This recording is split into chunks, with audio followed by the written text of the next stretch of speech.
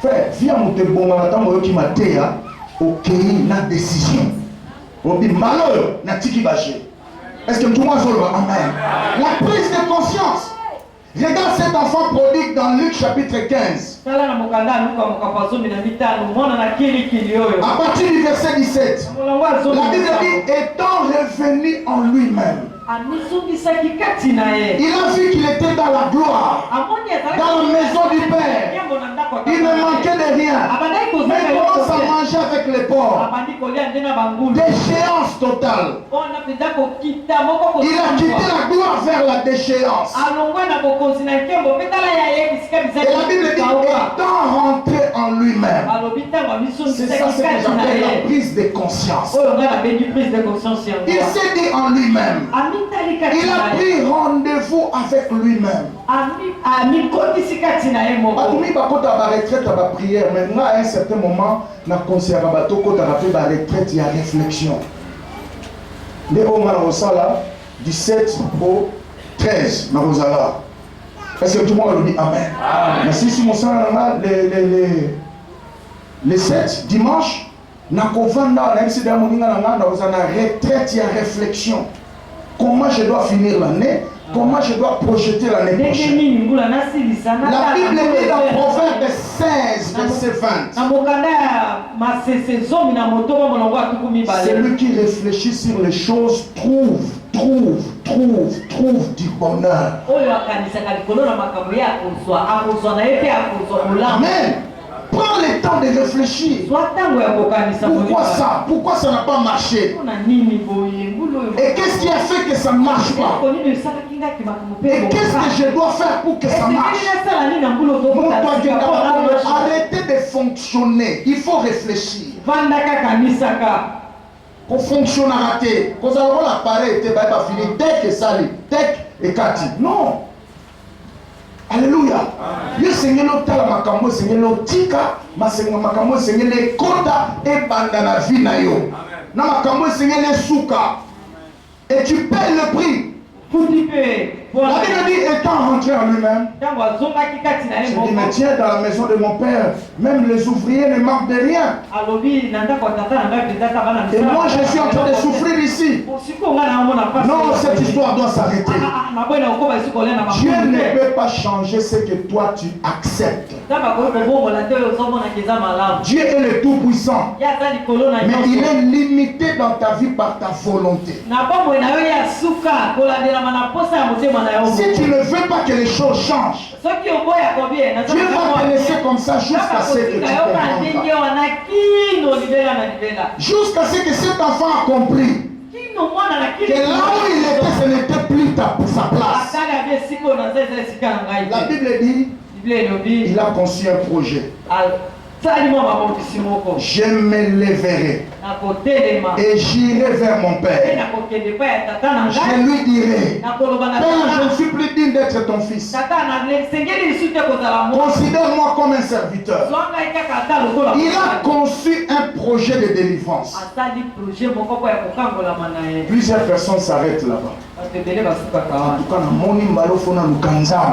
namoni mbalofu na chavi na ngao sérieux mbalofu na boya mibale ya bato mbalofu na tambola na bosolo mbalofu na sela nzambe profondément asuika na ba projet mais pour le mettre en pratique il est bloqué asuika andeli alobaki wana aboye mibale ya bato ngai funa sala na nzambe balona osuki wana me yemela ka nzambe oboye salela nzambe oboye tika mibale ya bato yo totalela na nana amen.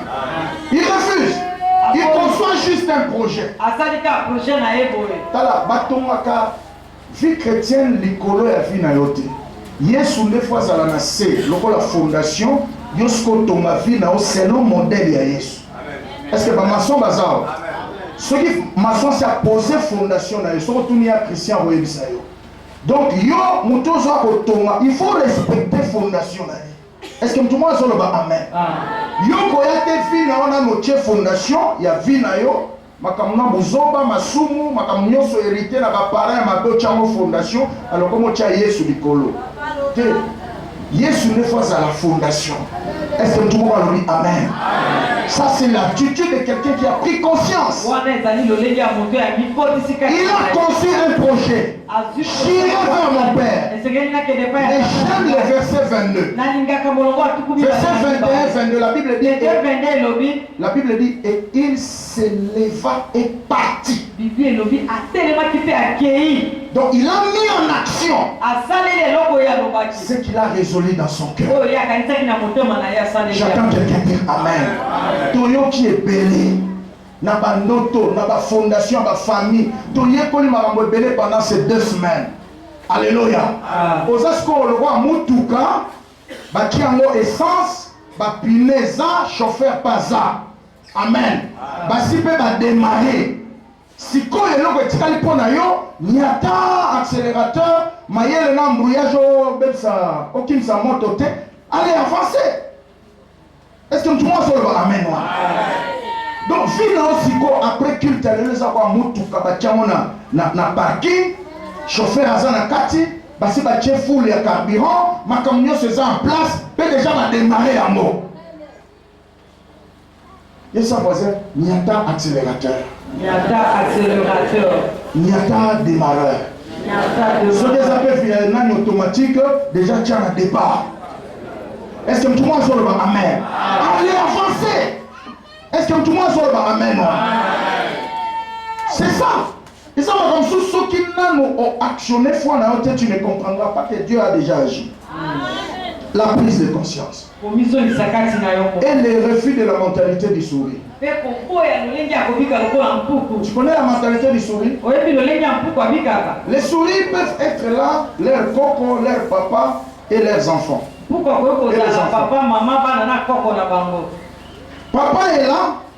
Il voit comment son père va prendre un peu de viande dans le piège. Parce que le piège le bloque, il meurt. Il a vu de ses yeux. Mais demain, si sur ce piège-là on place encore une viande, il viendra encore là-bas, il va manger, il va mourir comme son père. Et les enfants étaient là.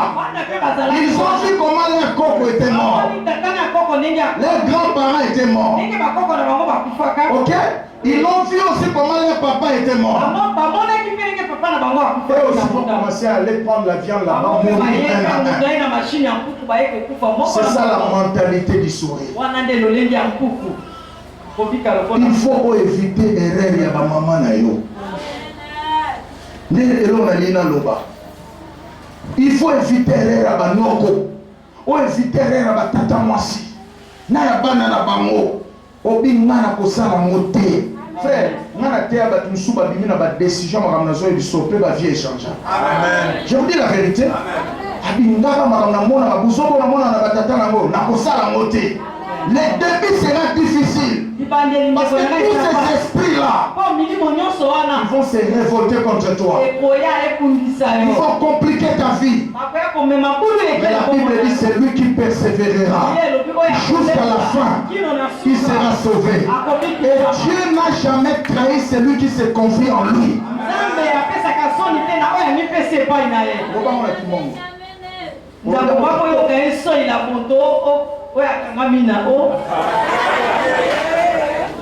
La chose est là. Zamba alors ça va sonner moto akangamina ye.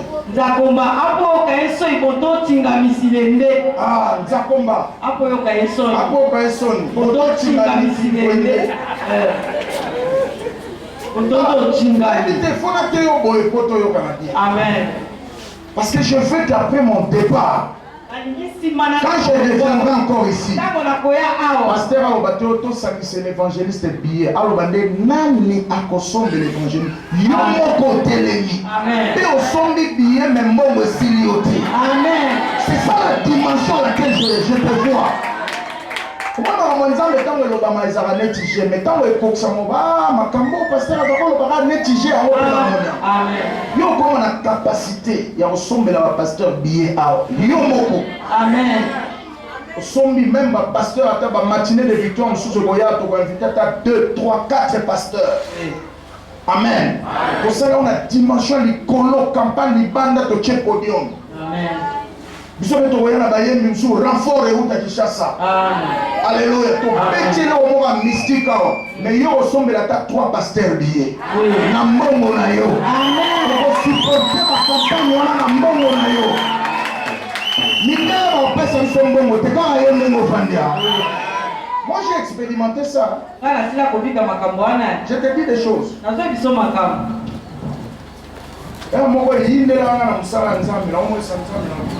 Voilà, moi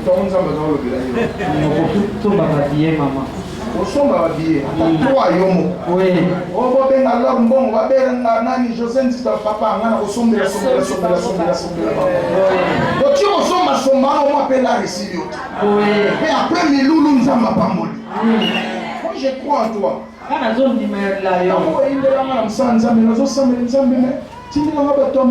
Tout ça, mais ministère évangéliste, c'est un bon rebelle.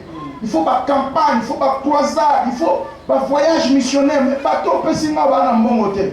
Si ne la ba tombo nzamba bike ba na yo, tika prière wana. Quand on na yo, kaka bato na pesi yo wana. Loba ka malampo na bango. Chaka bango maboko. Kaka bango wana ne ba osano musala. Et je commence à le vivre aujourd'hui. Alléluia. Quand moi bato wana bazali Mikel lo basisi ba université bazui misala mala. Amen. Le mo bazo benga biso a église abana Mikel wana.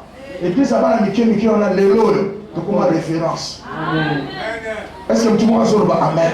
Kaka yo ndengo vandi wana na zone ma un jour. Mutuka na ole oke kozwanga place na ozala loge. Oyo kofika nga na teipe meninga. Na obi me na place na. Mutuka na oya kozwanga na aéroport. Yo penoza mutuka na oyo nga jeep wana matama minene ono. Pasteur, tikala na kochumu kolozonga Kinshasa ngamo na kochelo karbira. Ngamo na mwa opera suna motete na wana mutuka na yo. Amen. Oyo obi amen liboso nzamba sana yo.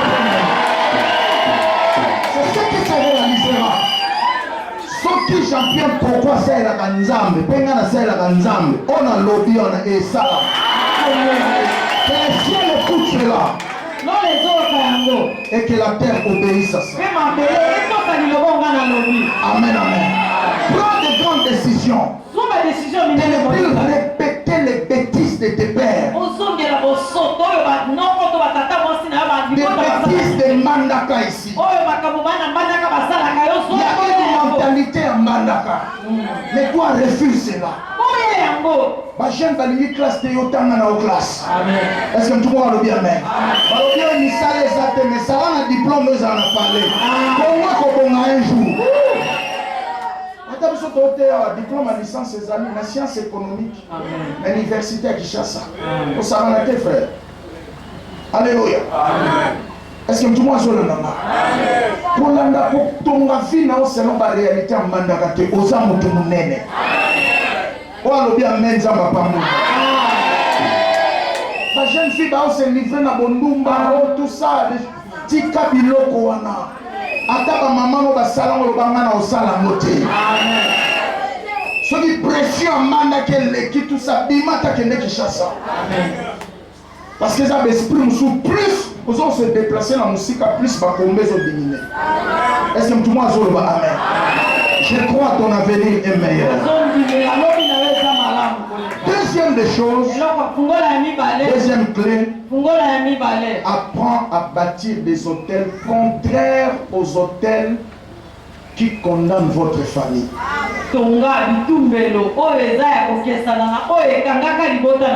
Amen.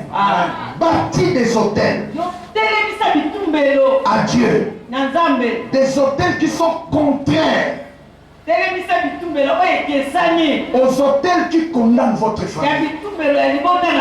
Par exemple, si dans votre famille, on a élevé l'hôtel de célibat, personne ne se marie, prends une offrande, prends un sacrifice, construis un hôtel de mariage.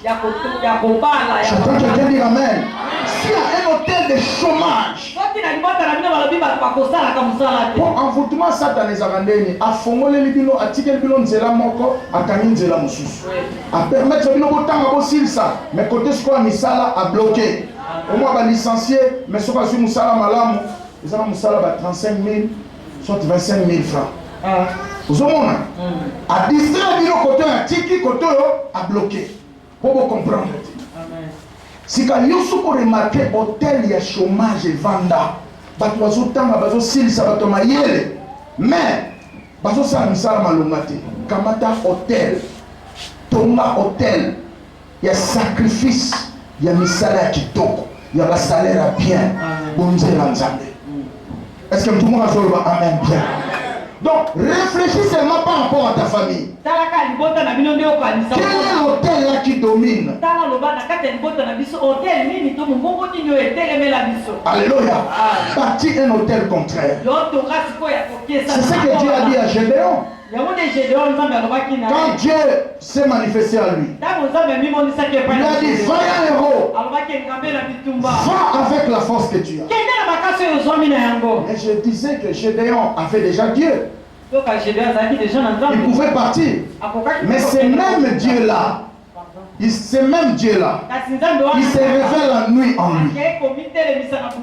Il va lui dire, rentre un peu dans la maison de ton père. Ok? Rentre un peu dans la maison de ton père. Détruis les hôtels de Baal qui appartiennent à ton père. Et bâtis un hôtel à Dieu. Vous vous rappellerez de la définition de la délivrance. Je vous avais dit la délivrance, c'est détruire une vie et installer une autre vie. Amen, amen. Dans cette génération ici, nous devons apprendre à bâtir les hôtels. Tu peux me poser la question qui dit, pasteur, l'hôtel c'est quoi? J'ai 3 définitions simplistes que je donne à l'hôtel. Premièrement, l'hôtel c'est un lieu où une divinité descend et une humanité monte. Quand nos pères bâtissaient des hôtels, quand nos arrière-parents construisaient des hôtels aux esprits des eaux, pour leur demander des services, afin qu'ils gardent ils protègent la famille pour ne pas mourir dans les eaux, dans les accidents des eaux. Amen. Qu'est-ce qu'ils faisaient? Ils construisaient des hôtels. Amen. Ils montaient pour offrir des sacrifices. Et une divinité descendait pour consommer les sacrifices. J'entends quelqu'un dire Amen. C'est ça l'hôtel. Maintenant, nous aussi dans ces générations, si tu veux être béni, tu veux changer des choses, apprends à quitter un peu la terre, à monter un peu et offre des sacrifices. Comme ça, Dieu descendra avec son intervention pour consommer ton sacrifice. J'attends quelqu'un dire Amen. Ça c'est très important. Donc, hôtel c'est un lieu intermédiaire entre le ciel et la terre.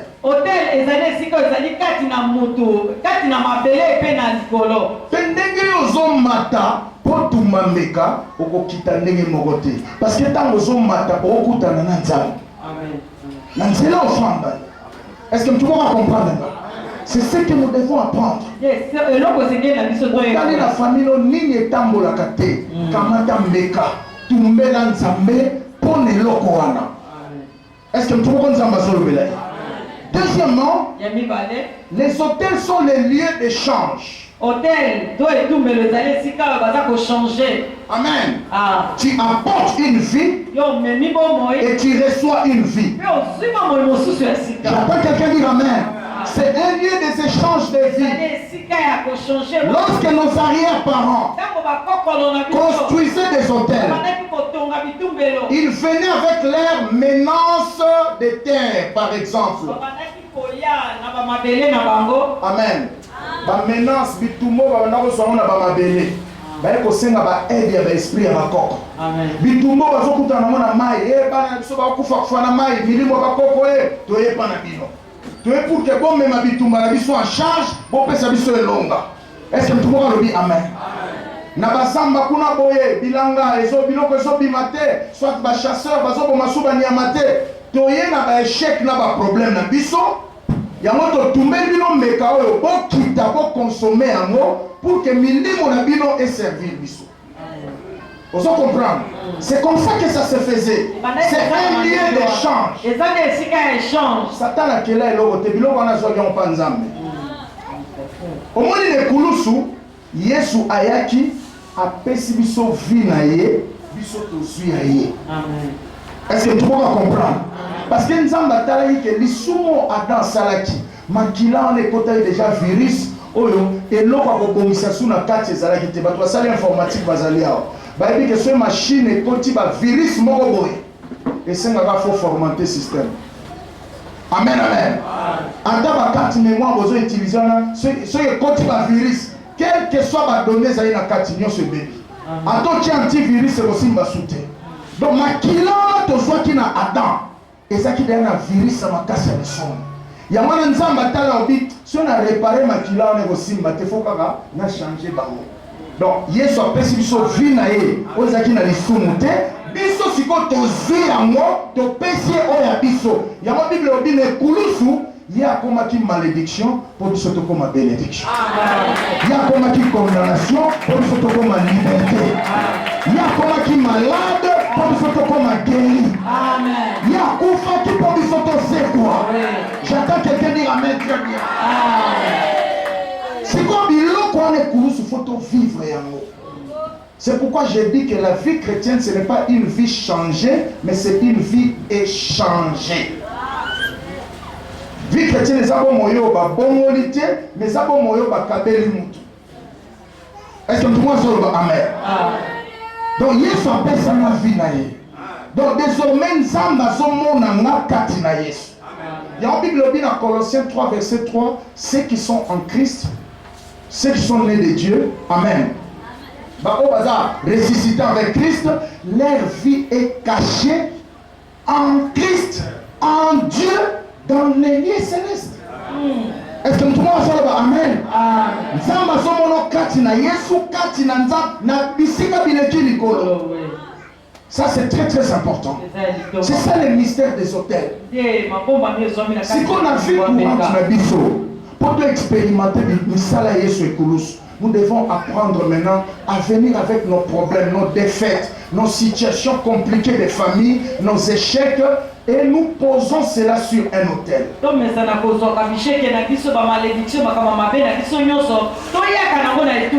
Et maintenant, Dieu va descendre, il prend nos échecs, il nous donne la réussite.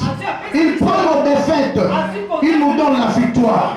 Il nous prend nos plaintes, il nous donne des vies de témoignages. Il prend nos maladies, il nous donne la guérison. Il prend nos condamnations, il nous donne la liberté et la délivrance. J'attends quelqu'un dire amen. Hôtel les appelations sur la vie et sur la échange. Donc on a na kati ya Bible et ça offrande mususu. Basala nza musu bazwa ya ngote.